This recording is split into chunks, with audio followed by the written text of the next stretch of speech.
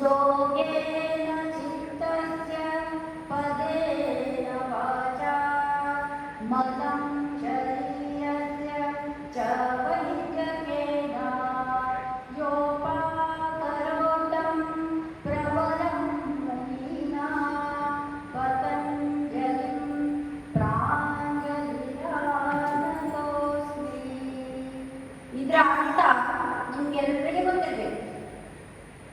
ಮನಸ್ಸಿನ ಕಶ್ಮಲವನ್ನು ಯೋಗದಿಂದ, ದೇಹದ ಕಶ್ಮಲವನ್ನು ವೈದ್ಯಕೀಯದಿಂದ, ವಾಸ್ತುದೋಷ ವ್ಯಾಕರಣದಿಂದಲೂ ನಿವಾರಣೆ ಮಾಡಬಹುದು ಅಂತ ಹೇಳಿಕೊಟ್ಟ ಮಹಾಮುನಿ ಪತಂಜಲಿಗೆ ನಮನ.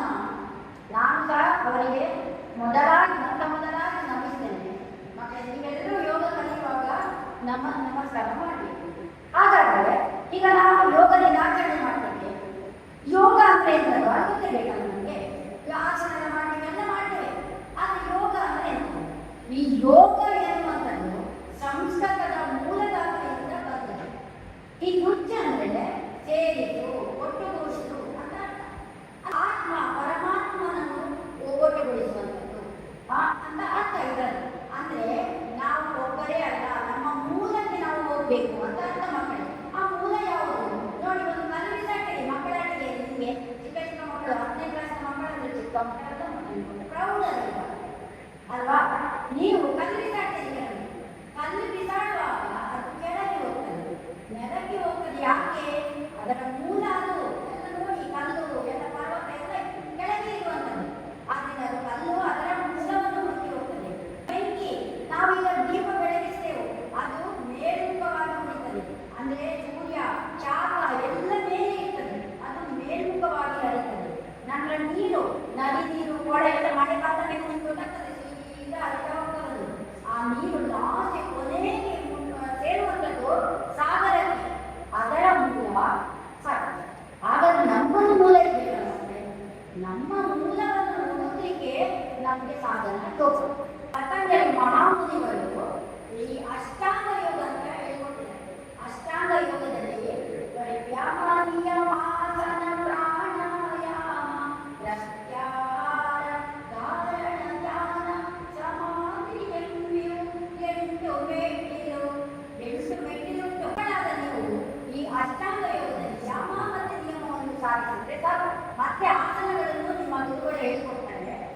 ಆ ಆಸನಗಳಿಗೋದಕ್ಕಿಂತ ಮೊದಲು ಯಮ ನಿಯಮವನ್ನು ನೀವು ಸಿದ್ಧಿ ಮಾಡಿಕೊಡ್ಬೇಕು. ಅಂದ್ರೆ ಯಮದಲ್ಲಿ 5 ಉಂಟು ನೋಡಿ. ಅದರಲ್ಲಿ ಸತ್ಯ, ಅಹಿಂಸೆ, ಆಸ್ತೆಯ, ಅಪರಿಗ್ರಹ, ಬ್ರಹ್ಮಚರ್ಯ. ಇದು ಮುಖ್ಯ ಅಂದ್ರೆ ಮುಖ್ಯ ನಿಮಗೆ ಹೇಳಬೇಕು. ಅಲ್ಲಿ ಒಂದು ನಿಯಮ ಯಮದಲ್ಲಿ ಒಂದು ಹೇಳ್ತಾರೆ, ಬೇರೆಯವರಿಗೆ ನೋವಾಗುವಂತಹ ಸತ್ಯ ಹೇಳಬಾರದು.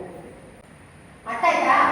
ಒಬ್ಬ ಏನಾದರೂ ಕುಂತ ಇದ್ದಾನೆ, ಅಥವಾ CWS ನಿಮ್ಗೆ ಗೊತ್ತಿರ್ಬೋದಲ್ಲ, CWS ಗೊತ್ತುಂಟಾ? ಅಂತ ಮಕ್ಕಳು ಬರ್ತಾರೆ ಶಾಲೆಗೆ, ಅಥವಾ ಸ್ವಲ್ಪ ನೋಡಿ ಚಂದ ಇಲ್ಲ, ಆಗ ನೀವು ಹೇಳ್ಬೇಕು. ತಾಯಿಯವರೇ ನೀವು ಹೇಳ್ಬೇಕು, ನೀವು ಚಂದ ಇಲ್ಲ ಅಂತ ಹೇಳ್ಬಾರ್ದು. ಅರ್ಥ ಆಯ್ತಾ ಮಕ್ಕಳೇ? ಆಗ ನೀವು ಸುಳ್ಳು ಹೇಳ್ಬೋದು. ಅದು ನಿಯಮ ಅದು ಇಲ್ಲ. ಅರ್ಥ ಆಯ್ತಾ? ಆಗ ಬೇರೆಯವರಿಗೆ ನೋವಾಗುವಂಥ ಸತ್ಯವನ್ನು ಹೇಳಬೇಡ. ಅದೆಲ್ಲ ಕಂಡೀಷನ್. ಅರ್ಥ ಆಯ್ತಾ? ನಂತರ ಎರಡನೇದು ಅಹಿಂಸೆ. ಅಹಿಂಸೆಯನ್ನು ನೀವೆಲ್ಲರೂ ಪಾಲನೆ ಮಾಡಬೇಕು, ಹಿಂಸೆ ಮಾಡಬಾರ್ದು. ಮೂರನೇದು ಆಸ್ತೆಯ, ಬೇರೆಯವರು ಚಂದದೇನಾದ್ರು ಅಥವಾ ಹಣ. ಮೀನ್ ಹಸುದಲ್ಲಿ ಹಣ ತೆಗಿತಾರೆ, ಹಣ ತೆಗಿತಾರೆ ಬೇರೆಯವರು. ಅಂದ್ರೆ ನಾನು ನೋಡಿದ್ದೇನೆ, 32 ವರ್ಷ ಸರ್ವಿಸ್, ಹಣ ತಂದ್ರೆ ಕೊಡಲಿಲ್ಲ. ನಾವು ಹೇಳೋದಲ್ಲ, ಟೀಚರ್ಸ್ ಅಂತ ಕೊಟ್ಟು ಹೋಗಿ. ಹಾಗೆ ಬೇರೆಯವರು ಯಾವುದೇ ಒಂದು ಪ್ಲಾಟಿನಮ್ ಆಗಲಿ, ಚಿನ್ನ ಅದು ನಿಮಗೆ ಪ್ರಣತಮನ ಆಗಬೇಕು ಮಕ್ಕಳೇ. ಅರ್ಥ ಆಯ್ತಾ? ಬೇರೆಯವರ ಸ್ವತ್ತು ಬೇಡ ನಮಗೆ, ನಮ್ಮ ಸ್ವತ್ತನ್ನು ಜಾಗೃತಿ ಆಗಿರುವ ಬೇರೆಯವರು ಅದು ಬೇಡ. ಆದ್ದರಿಂದ ಬೇರೆಯವರ ಸ್ವತ್ತನ್ನು ತೆಗೆಯಲಿಕ್ಕೆ ಹೋಗುದು. ನಂತರ ಅಪರಿಗ್ರಹ, ಅದು ನಿಮಗೆ ಬೇಡ ಇಲ್ಲ, ಅದನ್ನು ನಾವು ಸಂಗ್ರಹಣೆ ಮಾಡುವಂಥದ್ದು. ನೀವು ದೊಡ್ಡದಾಗ್ತದೆ, ನಿಮಗೆ ಜಾಬ್ ಸಿಕ್ಕಿದ ಮೇಲೆ ನೀವು ತುಂಬ ಸ್ಟಾಪ್ ಮಾಡಿ. ಯಮದಲ್ಲಿ ಇರ್ತದೆ ಬ್ರಹ್ಮಚರ್ಯ, ಅದು ಅತಿ ಮುಖ್ಯ. ನಿಮ್ಮ ಮನಸ್ಸನ್ನು ಆಚೆ ಮಾಡಬಹುದು. ಆಯ್ತಾ? ಅದನ್ನು ನೀವು ಜಾಗ್ರತೆಯಿಂದ ಬ್ರಹ್ಮಚರ್ಯ ಪಾಲನೆ ಮಾಡಿದ್ರೆ ಎಷ್ಟು ಎತ್ತರಗಳು ನಿಮಗೆ ಆಗ್ತದೆ, ಅದನ್ನು ಪಾಲನೆ ಮಾಡಬಹುದು. ನಂತರ ನಿಯಮದ ಚೌಕ